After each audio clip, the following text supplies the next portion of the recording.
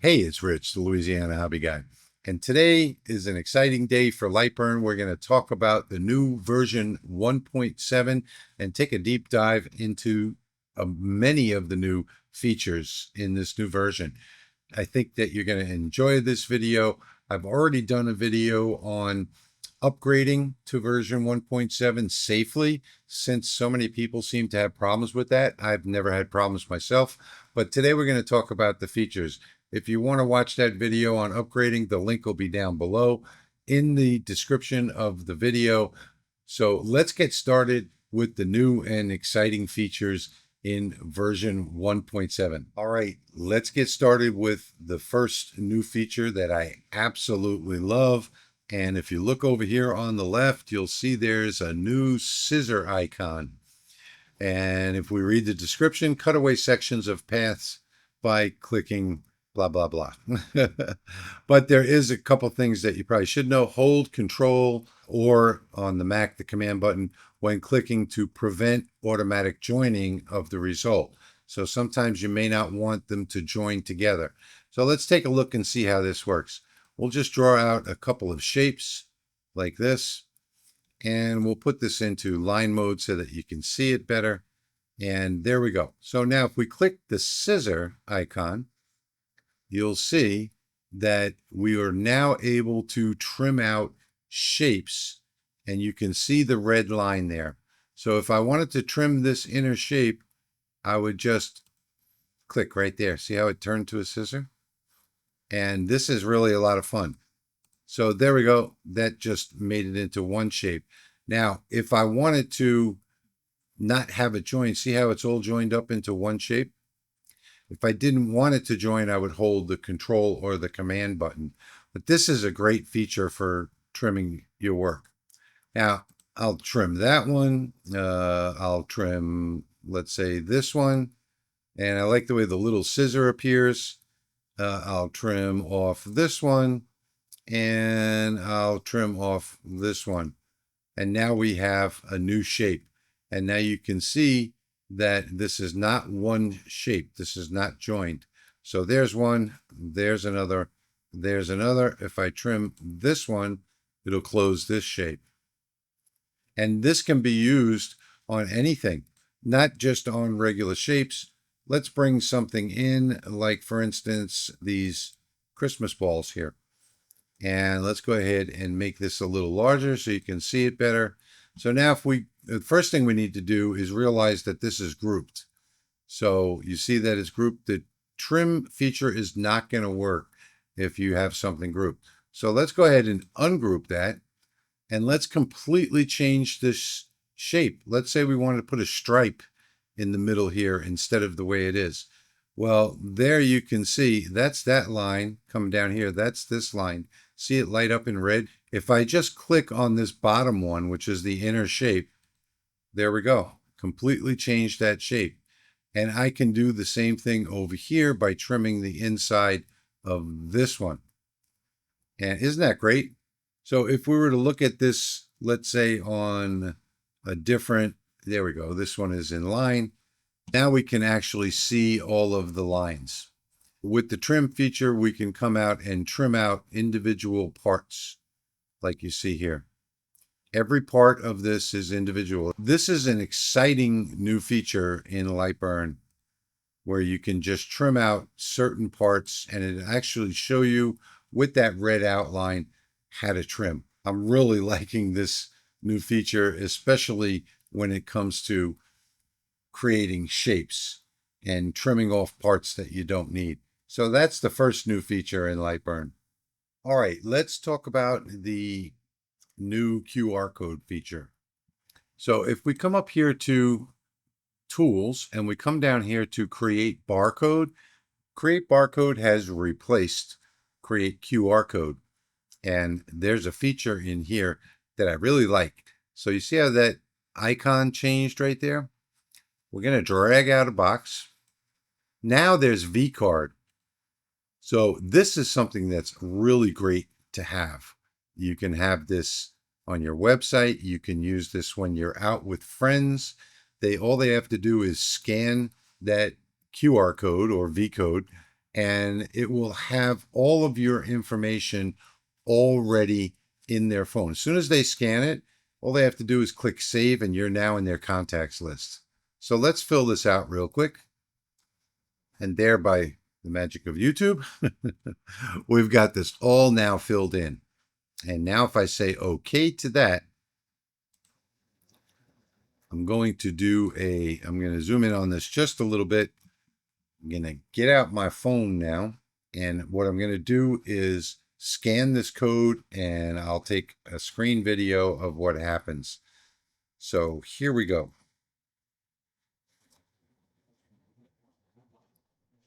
There we go. And now you see at the bottom of the screen here, contact John Doe.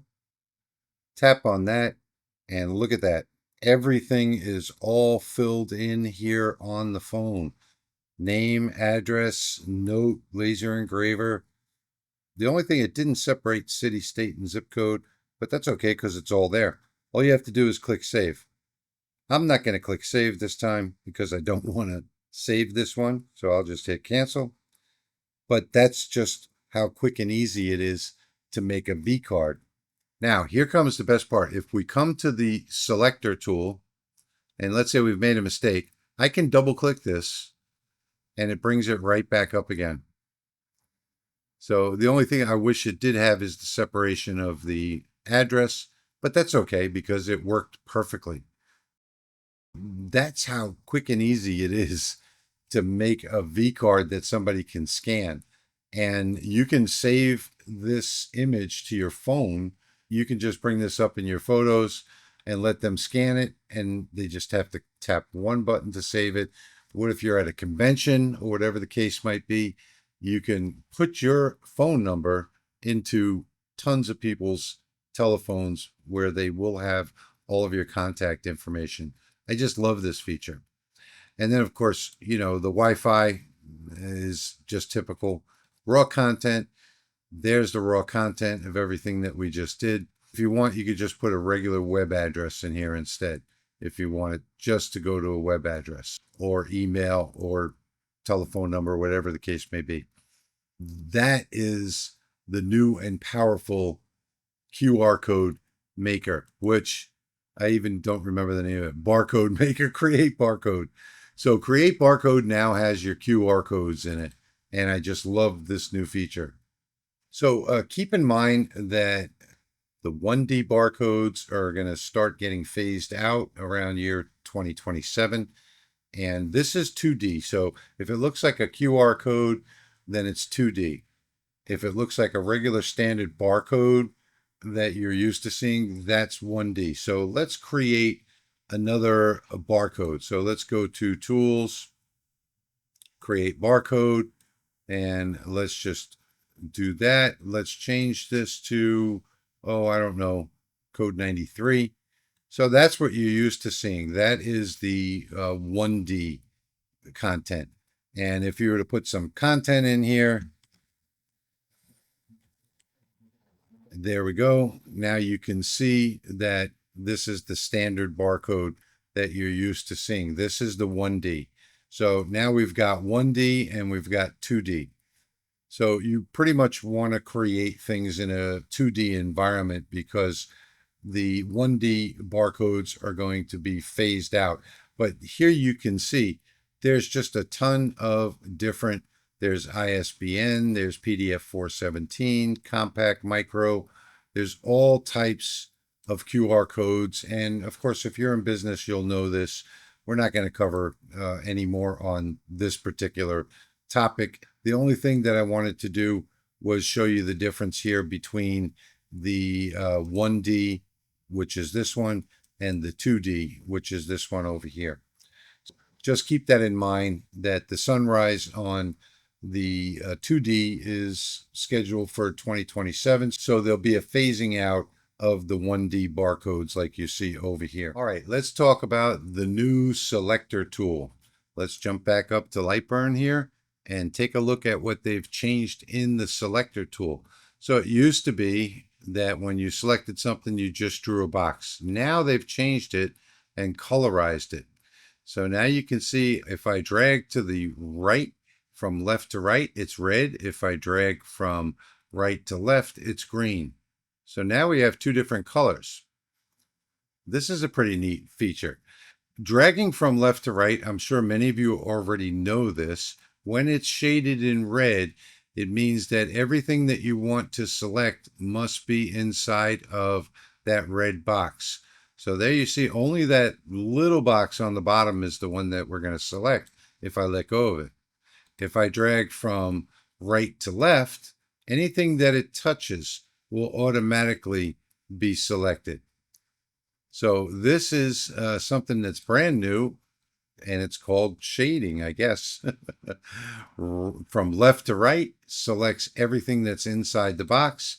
From right to left, selects only the items that it touches. In this case, we're going to touch everything. Really quick new feature, something that I like. I like the shading, and it lets you get a lot more precise when you've got a lot of little parts and you want to make sure that they're all in that shading. If you're dragging left to right, now you'll have it a red box, so you'll know whether or not everything, every little part is in the shading. Nice new little feature. Okay, so let's move on now to the line tool. So there is a new feature in the line tool. If you zoom in, if we zoom in now and take a look at it, you see how that's a corner right under the right side of the bullseye. If I press the letter S, it turns into a curve. So what does that mean? Corner, curve. Let's start with a corner. We'll click, come down here, click again. And now I'll put one more line here, and you'll see that it's now a curve. So wherever I click, we'll turn this into a curve. You can see the little curve handle there. It's still in curve. So I can actually move this wherever I want, create a point, move it a little further, create another point, move this one a little further, create another point, bring this one around, create another point, curve this one up, create another point, curve this one over, press the S key, and now you'll see that it turned back to a corner. Click right there, and click right there, and we have now a custom shape. Okay, so it's not a great shape, but we can now go in and to the Edit Nodes tool, select this, and we can do any type of moving around that we want with Node Edit to make it the shape that we want.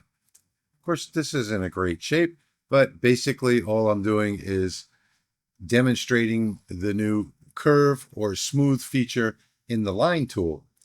So that's going to be a big help to people that draw with the line tool. Okay, so lots of people have problems with the material test in Lightburn, and they just scratch their heads and they say, where do I even start with a material test? Lightburn's got you covered now in version 1.7. Let's take a look. If we go up here to Laser Tools, we come down to Material Test, you'll see now, this looks the same, okay? But we're going to see now in the presets, it comes with some built-in presets. That's right.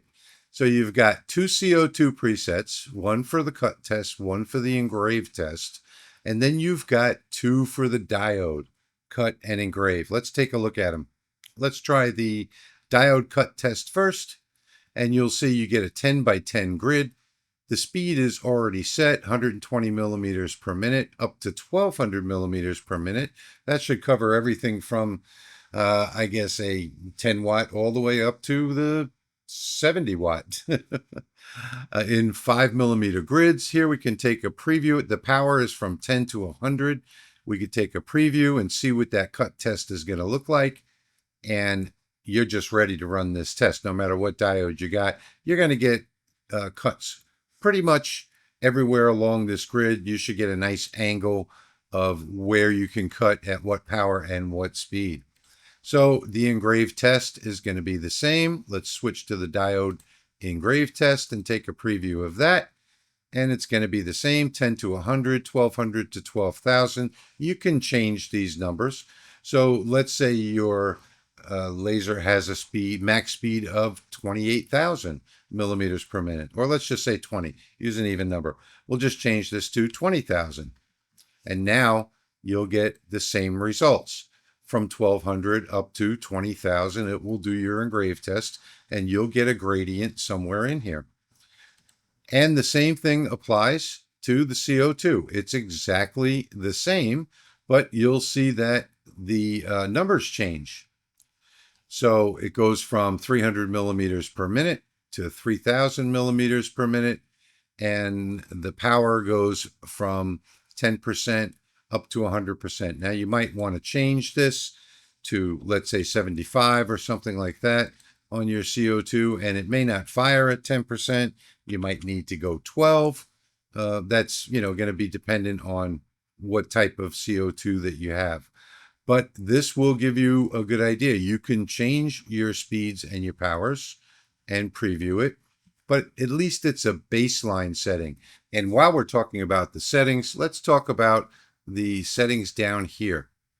So you pretty much don't ever need to edit the material settings because it just works the way it is. But the text settings and the border settings. So here, it's giving you a baseline that should work. Okay, we're on the CO2 cut test, and this is what is going to mark the text all the way around the outside here. So all of these things are going to be marked by this setting right here, text. So if you're not getting, let's say, text, it's not showing up on the material that you're doing, you can just come in here and raise the power up right here. And stop the job when you see that the text is not printing, because it does the text first. And then come in here, raise the power, and then run the same job again. And if the text comes out fine, that's good. If not, raise the power one more time. Then this box, a lot of people don't even look at, is the border setting. So this is the border cut setting. And this is what, when the job is finished, comes back around and cuts out the actual test card itself. So if you don't want to have that cut out, if you just want to leave it on that material, you can turn this off. You can also turn off the text. I've never found a reason why I would want to turn off the text, though. I'd always want to have that. But if you don't want to have that border cut out, you can turn it off and on right here with this toggle switch.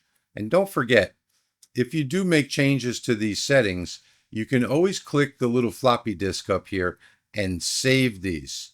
So if you click save, now you see it says cut test copy. You might want to just change this to edited like that and say okay. And now that will always be in here. It's going to be down here, cut test edited.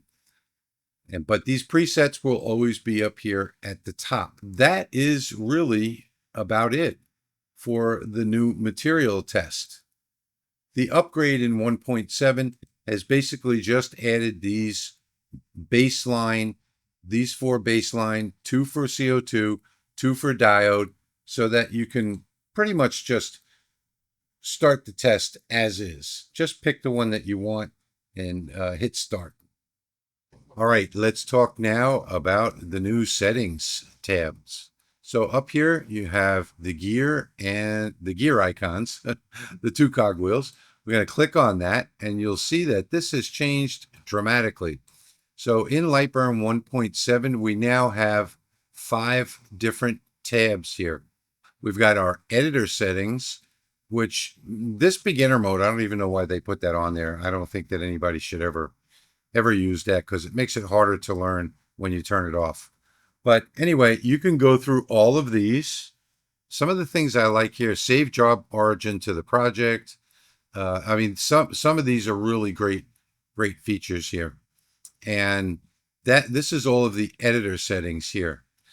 Then we have units and grids. So you can choose whatever you're using. This is for diode. This is for CO2 galvo. So depending on which laser that you're using, you'd check one of those.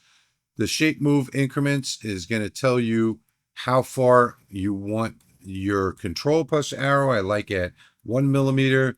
The arrow I like at 5, and the shift arrow is 25.4, so that's perfect for me. So that's the way I'm going to leave that. Over here, you've got your display, and you've got some options in here that you can go through if you like. The things that you're really going to look for here is the toolbar icon size and the font size. So as you change these, your icons will get bigger or smaller. So you see, this is the way that I like to have it for doing demonstrations in Lightburn, but you'll see I have some down arrows over here. So there are two ways I can solve that. I can make this smaller to make those down arrows go away. And this also helps with screen resolution on laptops. And I'll show you another way in a moment. But here's our font size. This won't change until we finish it. These are all the fonts that are in here. I'm just going to leave it the way it is. You can make it bigger or smaller. Here is our import and export. And in here, it's going to show you a lot of the different settings. I should probably change that to 96 for Inkscape. If you're using Illustrator, use 72. And then over here, the camera system. So there have been a bunch of upgrades to the camera system as well. I'll list all of the upgrades at the end of the video, but these are just our basic settings. Now, as far as the focus goes, sometimes when you're on a laptop, you can't do this. You can't take and dock this back over here so that it creates tabs, or you can't pull out one of these tabs and then get it to redock. And it's because, or you may even be missing your color palette down here on the bottom. Everywhere that you look, and this has always been in Lightburn, you'll see these little dots over here. When you pass your mouse over, it turns into a double arrow. Same thing happens up here, wherever you see these lines of dots. So if you can't see this down here, or if I can't get to the bottom of the radius tool, see, I'd have to click that to get to the number. Well, what you can do is drag this off and dock it right up next to it like that. And you can move any of these toolbars to wherever it is that you want. Now, if you actually move this one up here like that, that will or actually, let's just move it up into a different place up here instead. That can solve a lot of the problems that you're having with docking windows, docking tabs, I'm sorry, on these two over here. So all of these are movable. You can put them anywhere you want, even on your screen here if you like. And that has always been a nice feature in Lightburn, being able to move these around and customize your workspace here. So that's it for the settings, the new settings tabs in Lightburn. That's something that you're going to see new in version 1.7. So there you have it. Lots of great new features in Lightburn version 1.7. Don't be afraid to upgrade. You're not going to have problems. There's so many people out there that are afraid to do the upgrade. If you're on version 1.5, I would suggest that you go to Lightburn's website and download it separately. Don't do, help check for upgrades, because there seems to be some type of a little bug upgrading from version 1.5. And you can do that if you want anyway. Download the entire version 1.7 instead of doing the upgrade from your browser. But I've never had a problem with it. Most people don't have a problem with it as long as you keep up with the updates. So I'm really excited to start using this new version. I hope you are too. I hope you enjoyed today's video as much as I enjoyed making it for you. And as always, I want to thank you for watching, and I'll see you in the next one. Down in the bayou where the gators roam lived a hobby guy by the name of Rich Alone. He had a laser engraver like no one else could boast. Birded patterns on wood from the southern coast. Rich was a Louisiana man with a Cajun soul. He'd work all day and party all night. That was his goal. He'd fire up his machine with a crackling spark and engrave the night away, leaving his mark in the dark. Hey there, Rich, do your thing, let your laser shine. Help folks learn Lightburn, they'll be feeling mighty fine. With the Zydeco beat, we'll dance under the moon. Rich the hobby guy, spreading joy from June to June.